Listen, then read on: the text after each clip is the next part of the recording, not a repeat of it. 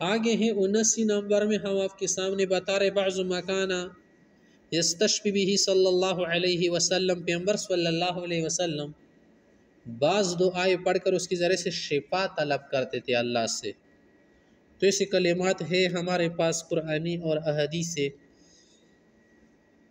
کہ جن کے ذریعے سے ہم شفا طلب کر سکتے اللہ سے۔ ایک دعا ہے، ایک اللہ سے خاص کرنی ہوتی ہیں۔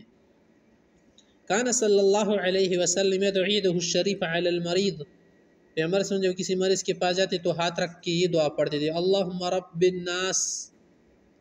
اللہم رب الناس، اے لوگوں کے پروردگار، اذہب البأس،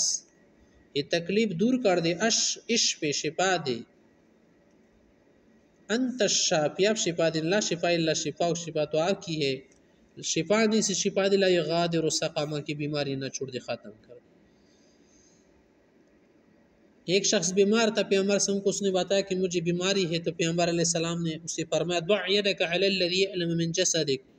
جس حصے میں درد ہو رہا ہے وہاں پر ہاتھ رکھ کے یہ دعا پڑھو 7 مرتبہ، بسم اللہ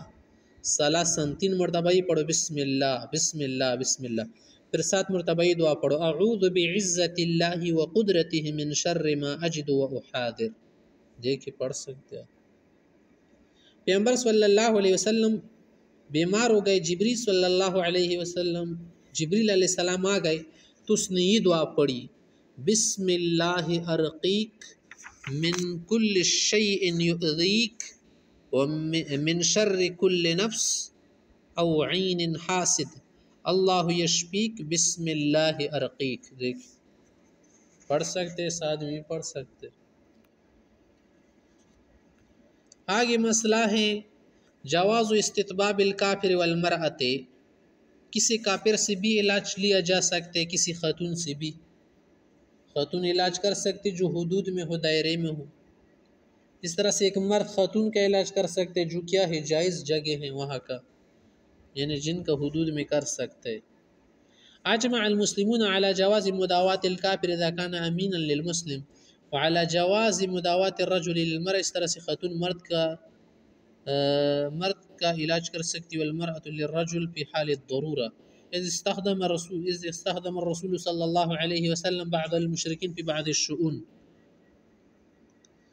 کہ پیغمبر علیہ السلام نے بھی علاج لیا ہے کافر سے۔